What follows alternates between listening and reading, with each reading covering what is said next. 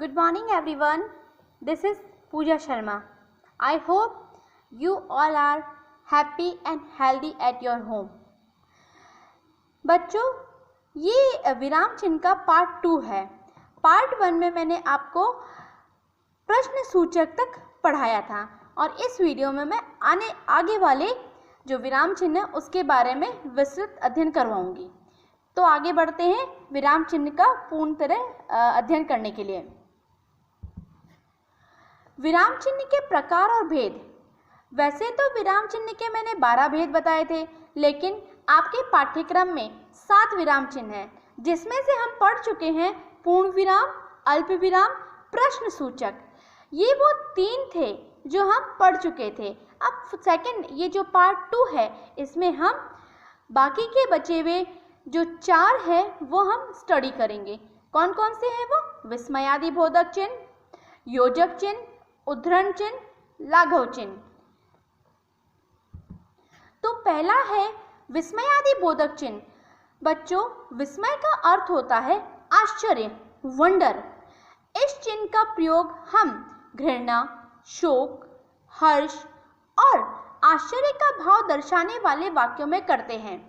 जैसे शाबाश, तुमने तो कमाल कर दिया. वाह, क्या पानी पूरी है. अरे, वो आ गया. हाय, मैं तो लुट गया.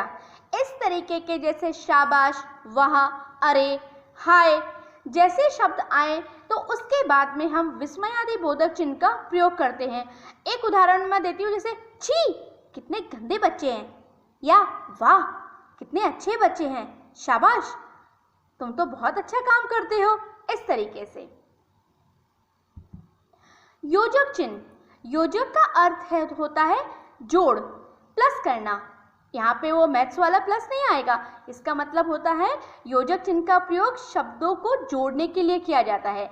जैसे माता पिता, भाई बहन, धीरे धीरे, फूल सी, परी सी.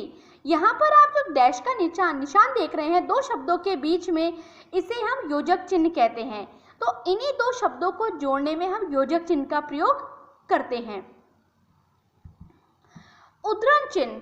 बच्चों, उद्धरण का मतलब होता है कोटेशन. ठीक है, तो इसके प्रकार मैं आपको बताती हूँ. कितने होते हैं? 2 होते हैं. एक होता है एकहरण उद्धरण चिन्ह, दूसरा दोहरे उद्धरण चिन्ह.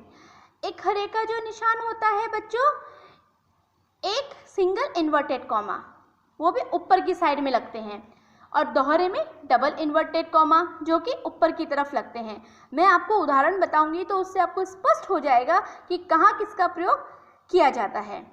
तो एक हरे उद्धरण चिन्ह का प्रयोग किसी व्यक्ति, स्थान या वस्तु को किसी वाक्य के बीच में दर्शाना हो तो एक हरे उद्धरण चिन्ह का प्रयोग किया जाता है.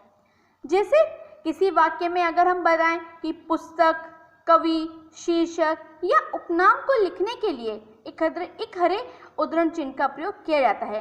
अब हम उदाहरण के द्वारा समझते हैं कि एक हरे उद्धरण चिन्ह का प्रयोग किया कैसे जाता है.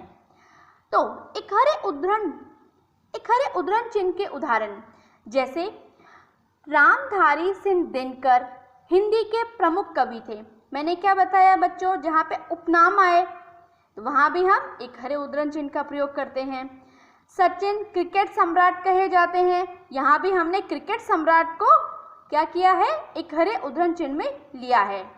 तुलसीदास रचित रामचरितमानस एक महान ग्रंथ है. इसमें क्या है? रामचरितमानस क्या है? एक पुस्तक है. तो इसे हमने किस में लिया है? एक हरे उद्धरण चिन्ह में. बच्चों, एक हरे उद्धरण चिन्ह में जैसे कि मैंने पहले भी बताया है, किसी पुस्तक का नाम, किसी शीर्षक का नाम, किसी व्यक्ति का नाम, किसी वस्तु का नाम या किसी स्थान का नाम, अगर उसको दर्शाना है वाक्य में तो हम एक हरे उद्धरण चिन्ह का प्रयोग करेंगे. दोहरे उद्धरण चिन्ह, जिसको हम बोलते हैं डबल इन्वर्टेड कॉमा. अर्थ, किसी व्यक्ति के द्वारा कही गई बात को उसी के शब्दों में लिखना हो तो दोहरे उद्धरण चिन्ह का प्रयोग किया जाता है. जैसे सुभाष चंद्र बोस ने कहा, तुम मुझे खून दो, मैं तुम्हें आज़ादी दूंगा. इस वाक्य में उद्धरण, दोहरे उद्धरण चिन्ह का प्रयोग किया गया है, डबल इन्वर्टेड कॉमा का।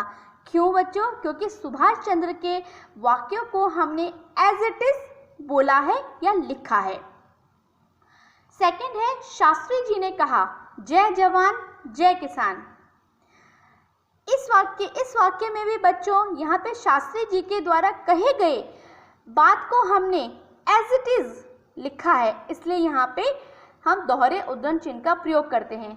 एक बार और मैं समझाती हूँ बच्चों, किसी व्यक्ति के द्वारा कही गई बात को उसी के शब्दों में लिखना हो तो दोहरे उद्धरण चिन्ह का प्रयोग किया जाता है। लाघव चिन्ह, लाघव का प्रयोग शब्दों को संक्षिप्त मतलब छोटे रूप में दर्शाने के लिए किया जाता है।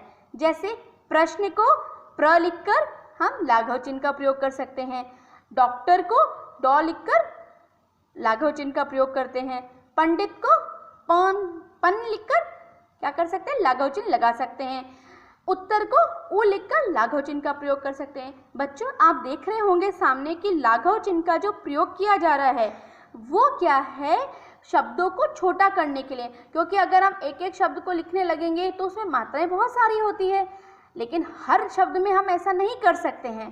कुछ एक शब्द ऐसे होते हैं जिनको हम संक्षिप्त रूप में लिख सकते हैं, जैसे प्रश्न, डॉक्टर, पंडित, उत्तर, प्रोफेसर, ऐसे बहुत सारे शब्द होते हैं जिसको हम लाघव चिन्ह के रूप का प्रयोग करते हुए हम उसको छोटा कर सकते हैं।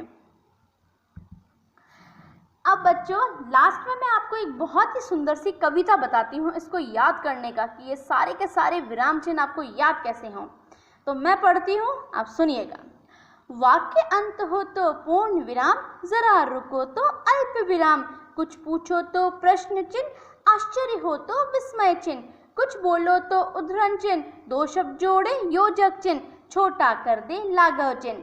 बच्चों इस कविता को अगर आप याद कर लोगे तो आपको पता चल जाएगा, आपको याद हो जाएगा कि हमें वाक्यों में कहाँ पर विराम चिन्हों का प्रयोग करना है। इस कविता को मैं एक बार और आपके सामने रीडिंग कर देती हूँ, पढ़ देती हूँ, ताकि और इस कविता को आप याद ज़रूर करें। वाक्य अंत हो तो पूर्ण विराम, जरा रुको तो अल्प विराम, कुछ पूछो तो प्रश्न चिन्ह, आश्चर्य हो तो विस्मय चिन्ह, कुछ बोलो तो उद्धरण चिन्ह, दो शब्द जोड़े योजक चिन्ह, छोटा कर दे लाघव चिन्ह। इस तरीके से बच्चों ये विराम चिन्ह की छोटी सी कविता है, आप याद ज़रूर करें। इसी उम्मीद के साथ बच्चों मुझे खुशी हो रही है कि मैंने आपको एक कविता के द्वारा विराम चिन्ह पढ़ाया है। उम्मीद करती हूँ आप सभी को समझ में आया होगा। धन्यवाद।